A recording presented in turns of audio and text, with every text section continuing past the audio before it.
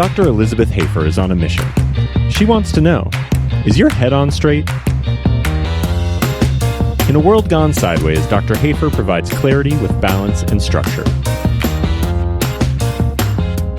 Hey everybody, I'm really excited to introduce my speaker today. My friend Galina Denzel is a restorative exercise specialist and a nutrition coach, as well as a cookbook author, wellness speaker, and educator, and a personal trainer. She also does this incredible thing called somatic experience and trauma work. And today she's going to be sharing with you guys some interesting facts about the work that she does and how it integrates with the Blair work that I do and how we together are a team working to help people move in the direction of healing. I can't wait for you to hear what she has to say. And I'm so grateful that you're here, Galina, and I want to welcome you to the podcast. I feel like it's an honor for me to be able to host you because several years ago you had me as a guest on your podcast. I know. It feels like it was yesterday. It does feel like it was yesterday, but I think it was like 4 years ago. More like 6. No way. We have to go and date it, but it's also going to date us, so let's not do that. Okay, sounds good. So you are one of my closest friends, and there's such a history between you and me that I could spend 15 minutes just telling everybody how much I love you, but I'm just going to tell everybody right now, I love this woman, and I'm so grateful to have her expertise literally at the same building where I practice. Yeah, because being down the street was not close enough. It was not. And I remember one day when we were training in our early friendship, she had me run up this hill in Central Park in Rancho Santa Margarita. And I was mad at her because I didn't want to run up this big old hill. And it wasn't big, but to me it was a mountain. And she stood on top of that hill and she said, "Do you understand that God brought me out of communist Bulgaria to meet you on this hill today?" And I was like, who am I to argue with that? Yeah. So obviously we've come a long way and your practice has come a long way. Yeah. So you were a physical therapy kind of, I don't know, physical therapy is just such a blanket term. You're such an expert and you're so much more qualified. But I want to talk about the trauma work that you do because you've moved into that and it's something that you have kind of transformed and I guess morphed your practice into. Can you tell me how you even got into such work? I've always been very passionate about helping people out of pain. Not just the physical pain, but the emotional pain and the true suffering that people feel when they are in pain, whether it's acute because they just had a bump or, sprained an ankle or had to stop playing their game, or it's more chronic as, we share a patient load. And, some of the people that come to us have been in pain pretty much their whole life. Or they get out of one kind of pain and they go into a different kind of pain. And my passion has always been to support people in their healing in a way that is not just, lending an understanding shoulder or being, kind of like a professional friend to talk to because they're suffering, but also in a way that brings science and love kind of together, because we can't help our people until we fall in love with them. But we also can't help them if we're not up to date with what's happening in the world of science and neurobiology and the new science of pain. And so I found myself, even though I've been preparing myself to be I would say a good enough movement therapist since my early 20s, I found myself in my early 30s ill-equipped for the kind of patient load that I was getting from you guys. Which is because I attract people who are like me.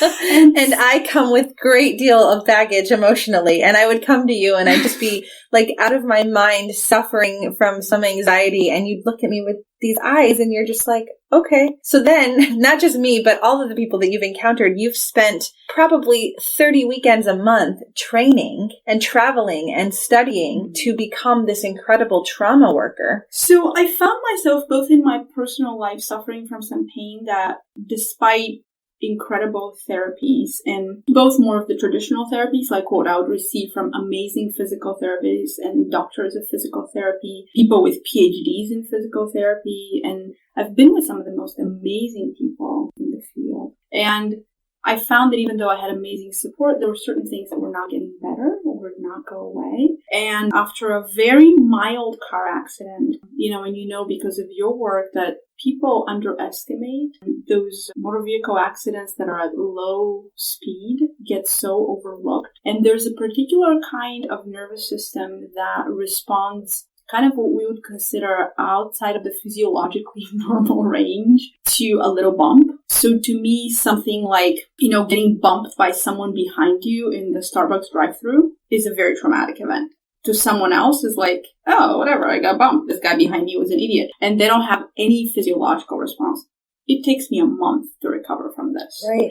Because of the kind of nervous system that I have and because of the developmental history that I have. Right. So to get the kind of help that I needed with my pain, I ended up working with someone who specializes in somatic health and someone who was a somatic experiencing practitioner. And I literally had 2 sessions with her and I was like, I need to bring this to my clients. And through some incredible fate and just, I think God has a path for all of us, because I've had the fortune of learning everything I know from the person who's created the modality, which is amazing. Yeah. Because if I had gotten interested in something like Feldenkrais, he's been gone now for a while, and so you can't study with him, or Rolfing. I couldn't have studied with either Rolf. But everything I've been deeply interested and attracted to, I've been able to study from the person who started it. That's incredible. It's just amazing. So I don't think it's a coincidence, and I'm not saying this lightly.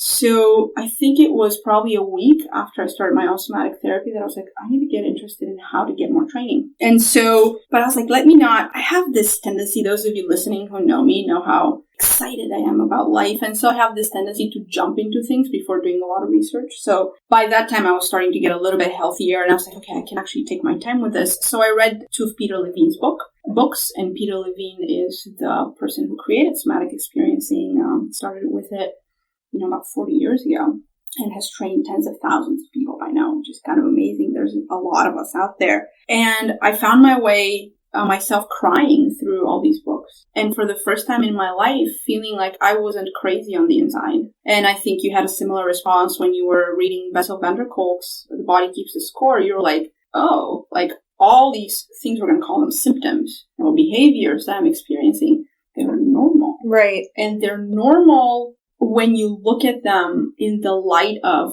our developmental history. Right. And that's the thing that I want to highlight. When I would do my work with you, I would come back and, talk about what had just happened in my day, and you'd say something, and then it would relate back to something that I had no cognitive memory of. And then my body would tell a story and you would be able to work with it. And all of a sudden I'd have this incredible emotional release, and you'd tell me, you're not crazy. This is normal. Mm-hmm. And when I read that book, The Body Keeps the Score, it gave language to the way that I process things. Just like you had mentioned the example of being in a Starbucks parking and getting a little tap, mm-hmm. that set your nervous system off in such a way because of the developmental history that you had. Yeah. There are developmental histories in all of us, which we had no control over, because in utero and before we could learn to walk and talk, things happened around us that our nervous system had to account for. Mm-hmm. And doing the work with you and learning more about like the early trauma and just the early systems of nervous system, it makes so much sense to me why I process the way that I do, why I think the way that I do. Mm-hmm. And I'm able to then give that same information to the people that I refer to you, mm-hmm. so that they understand that this is a normal thing. It's not unhealthy that you feel this way. It is what it is. And to be able to then process it in a way that allows your body to integrate that information and give you the ability to have like conscious thought about it. It's so incredible. Mm-hmm. And when you have firsthand experience of it, you can see it easily in others. So someone who looked like they have been fired by 15 chiropractors and 20 physical therapists, now you have tremendous compassion for the fact that that person's physiology is not equipped to handle I'm going to call them the cookie cutter approaches that we have, or that the system that we're within, the medical system within which we function, has approved. And that approval can be coming because of administrative or financial or legal or whatever other considerations that have absolutely nothing to do with how human beings actually function. Right. I know we've had that fight when I refer a client to you that was in a car accident. And then, we have to produce all these med legal documents, mm-hmm. that show that they were injured, show that they've made improvements, and that they still have issue. Mm-hmm. The work that we do isn't necessarily recognized by that world. Yeah. And it's frustrating, but at the same time, the patients know that they need to come. Yeah. And the whole thing with recognition, we have to recognize that all these fields are very young, and without going down a rabbit hole to talk about it, like how old is physical therapy? Like how old is biomechanics? Like if we didn't have the First and Second World Wars, wouldn't be that good with prosthetics, So this is a very young field. And I think I have compassion for the systems that have to be put in place and for ourselves as we're trying to do our best despite the limitations that we're under. And we have a lot of freedoms as well. There's other countries where things aren't like that. So even though there's shortcomings where we are, there's also a lot of tailwind that we get because of where we are, because of access to information and freedom of speech and the ability for me to write whatever the heck I want on my website and say whatever the heck I want on your podcast and that not being banned by someone.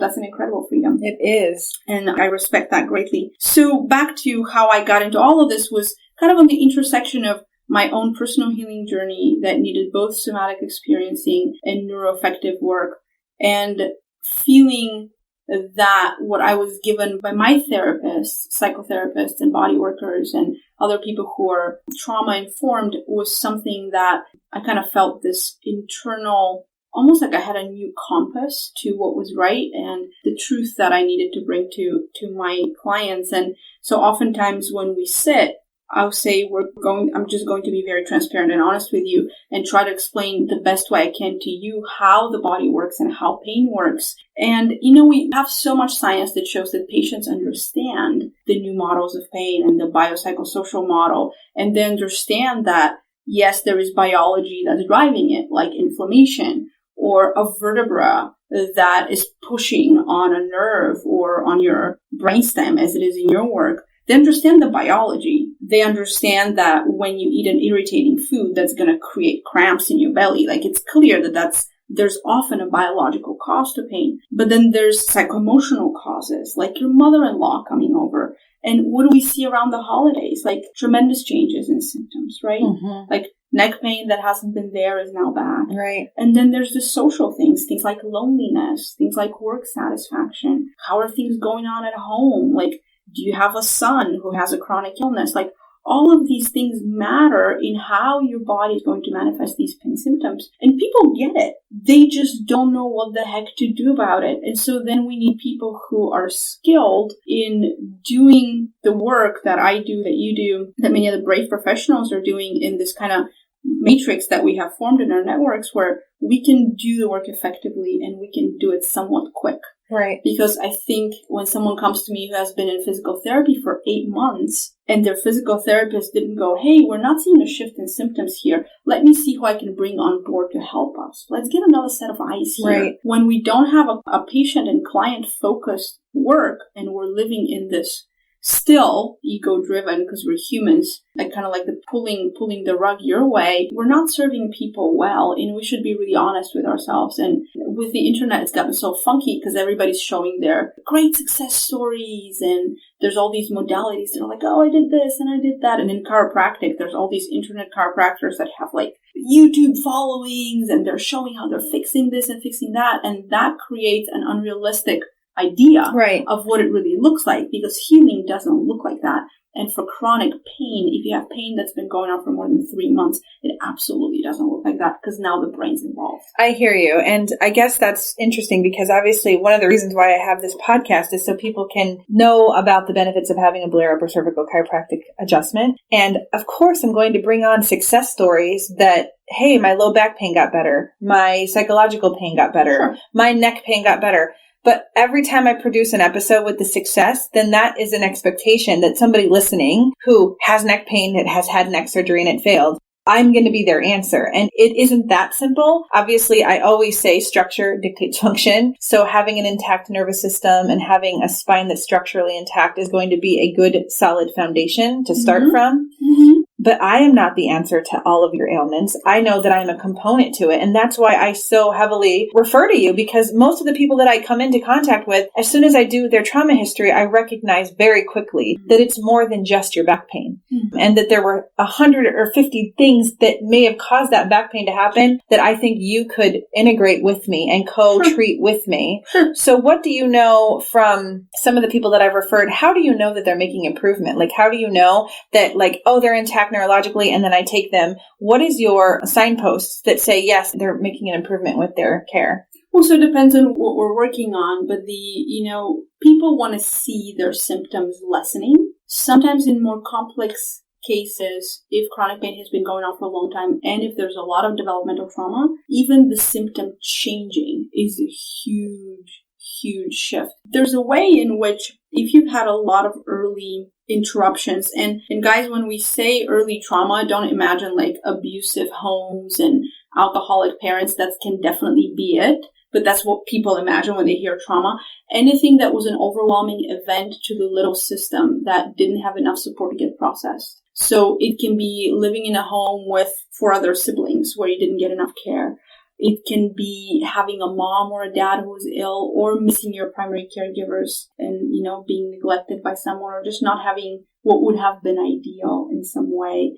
And also early medical trauma, birth trauma, hospitalizations, anytime that the little one has been away from parents can get recorded as traumatic. Any sort of anesthesia, very high fevers, things that falls for little kids, a lot of falls off swings, slides, concussions in sports, falls on the sacrum, which now, we know that impact to the sacrum is almost like traumatic brain injury. It's very complex, wow. Right? So there can be a lot of these things that we consider minor or normal for little kids that can be recorded as trauma, especially if epigenetically downwhere somewhere on the ancestral line, there's, history of people being refugees, or there's been wars, or there's a lot of studies being done by Yehuda on children of Holocaust survivors. So we have all this data that shows that what you bring to life, you bring as soon as you come out of the womb.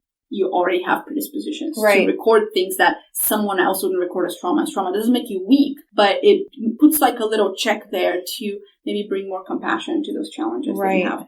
So we want to see a symptom lessening, or we want to see a symptom shifting, or we want to see, things like, I used to have a migraine every day and now I have a migraine once a week.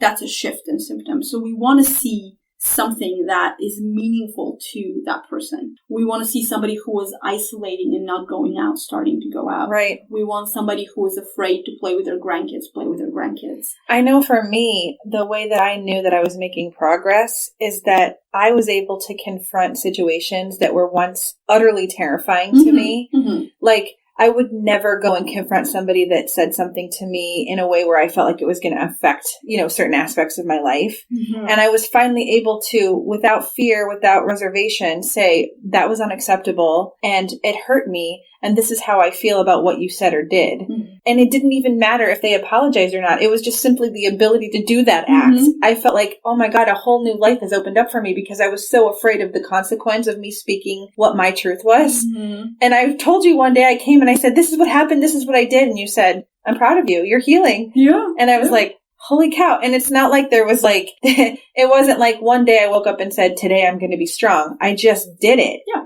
And so that was profound to me. Mm-hmm. And recently I was a part of this incredible group that you do every other Monday night with different people that come in, and we sit around and we learn different techniques on how to, check in with our body or notice like what's going on outside or focus on something. And we learn all these techniques that you are training us. And over the holidays, I realized I don't think I even need to come to the group anymore because I've done such good work that I think I don't have to be there every other Monday anymore. How cool is that? It's so cool. And what's it like for you to feel that? It feels empowering. Mm-hmm. And knowing, because you've known me for like 7-8 years now, and to know like where I've come from. And I thought that I was kind of put together back then. And the perspective we have. We all think that about, and then like 10 years from now, you're going to think that about today. Exactly. That's the coolest thing about being human. I know. To like have that reflection and that view from behind, being like, oh, well, that was funny that I thought that I was good then. And look at how far I've come. And the fact that you have a mind to want to continue to help people go along their path.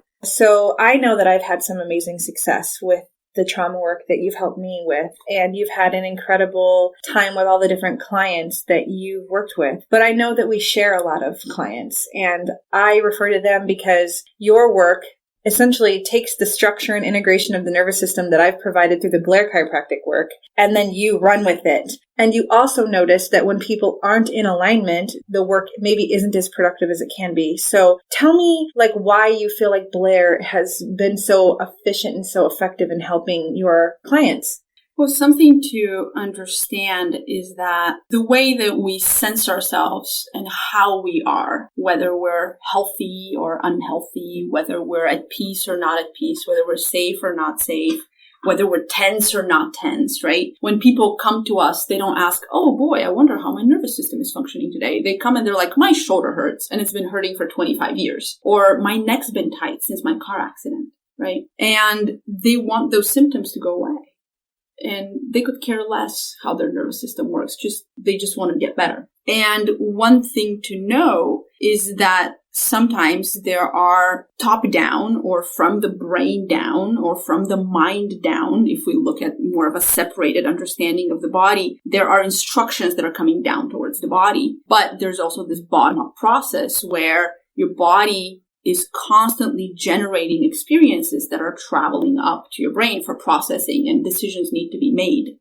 And we need to make sure that that information is as accurate to present time as possible, right? So you can picture it as the first digital cameras that we had. Like, they were really pixelated and crappy, right? And you'd print your photos, be like, oh, it's my new digital film. But you kind of look pixelated. Now we don't look as pixelated. Right. Because our cameras, even our phone cameras, have this incredible power and accuracy, right? And so if you print a picture off your phone, it actually looks good. Mm-hmm. So you're getting a lot more accurate information. And there's many ways in which the accuracy of that information can be influenced. So say that there's some information coming from my stomach or from my intestines or from my kidneys or from my ovaries up towards the brain. We want to make sure that it's traveling up pathways that are uninterrupted. Otherwise, that information might come up just like in the very early pixelated photos, and now my brain is acting or incomplete or inaccurate information. And you know that very well. Right. So what you do working in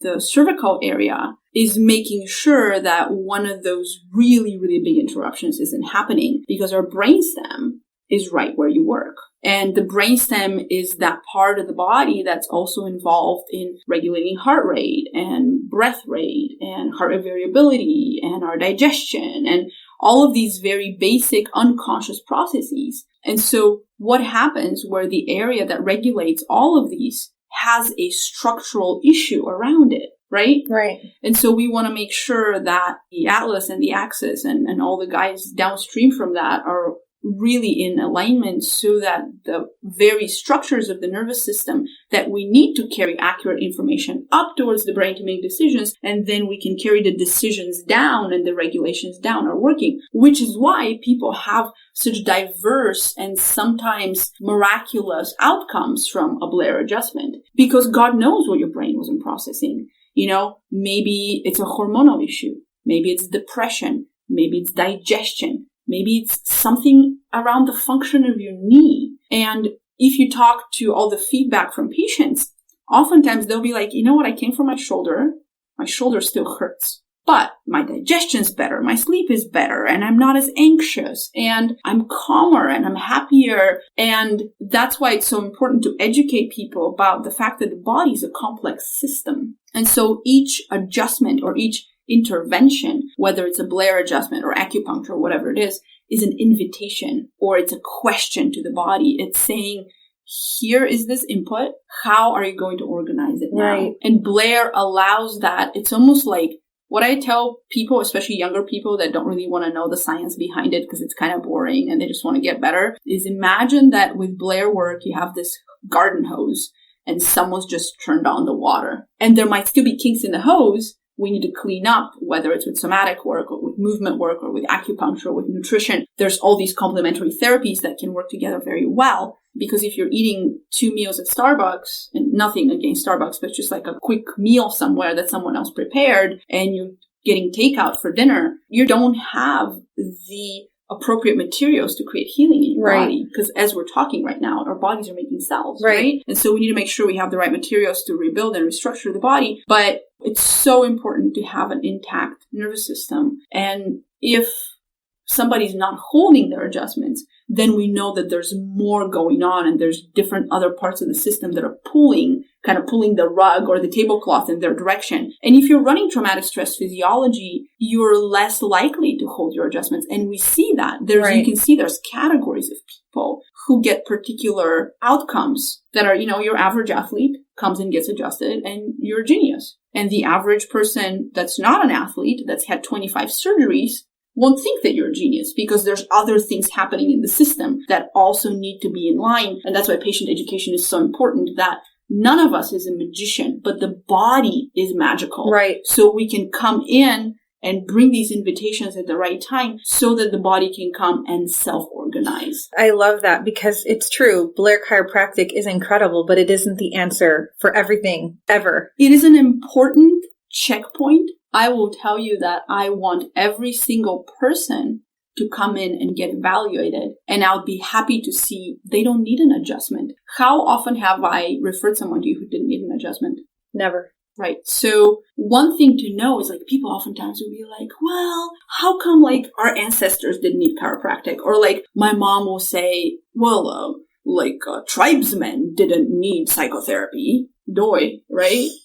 But we lived in nature. Yes. We were a part of nature. We had tribes, and our tribes healed us. Right. And connection healed us. It's absolutely correct, because we live in a culture that, even though social media and everything supposedly gives us a sense of more connection, we're more isolated than ever before. Because connection has a heartbeat.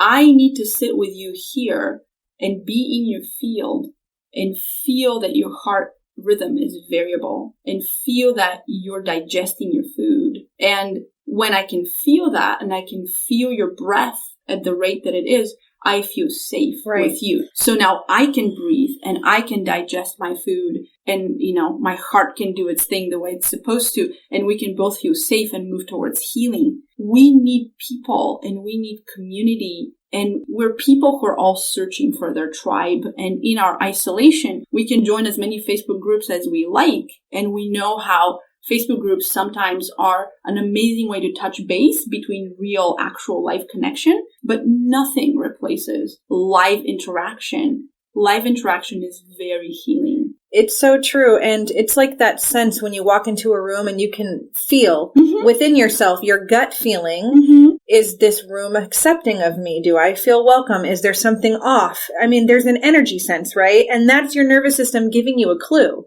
So if you have a disconnect in your ability to have an intact nervous system because of a structural issue at the top of your neck, you're going to have a skewed view. And I know for me, that I lived with a lot of paranoia and I lived with a lot of anxiety because I misperceived my environment because my nervous system wasn't intact. And once I got that Blair correction, my head was literally on my body straight. And all of a sudden I could see that, okay, the girl in the corner who looked at me funny, it wasn't because she had an issue with me. It was because she just read a text message that she got a really terrible news. And it wasn't about me at all. Right. And so having that sense of being able to fit into the community that you're in that moment is so vital. And I love that you teach this, that you practice it, that you help enact this sense in the body, because many people have I sent to you, and I don't even know how to describe you often. I literally just say you're a miracle worker, but I know that you do somatic work, and I know that you do movement work, and I know that you're doing trauma therapy and scar rehabilitation, and all of those things kind of add up to this incredible practice that you have where you physically, mentally, emotionally, spiritually can meet people where they are and take them from where they are and move them into a direction of healing. Well, healing wants to happen, and that's not something that I said. Someone else said this. I don't remember who. So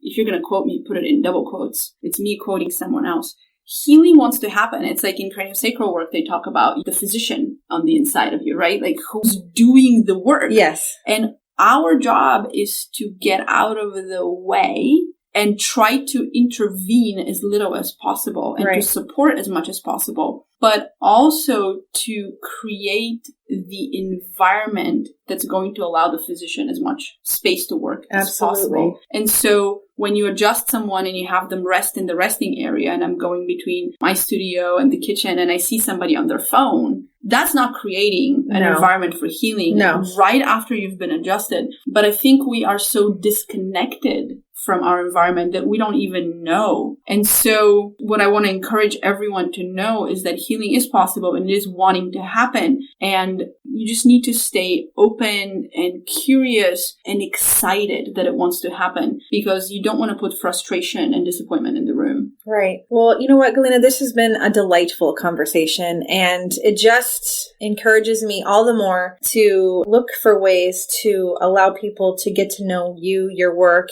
And maybe if you're listening and you're not here in Southern California and you can't get to Galina or you can't get to me, do some Googling on trauma therapists or somatic experience. You can go to traumahealing.org, or you can just Google somatic experiencing and it'll come up, and somatic experiencing trauma institute will come up, and you can find a local provider. And for those of you who even don't consider that you've had trauma, know that the definition of trauma is very broad, and any event that was not processed with enough support can become traumatic. And having had a traumatic event doesn't mean that there's anything wrong, that you were weak or in some way you didn't handle life well, or you're not tough enough or whatever. It's just a biological reality that we no longer live in the structures and communities that support healing. And so you need to find your tribe so that you can create the environment for your inner physician to do the work and for healing that wants to happen.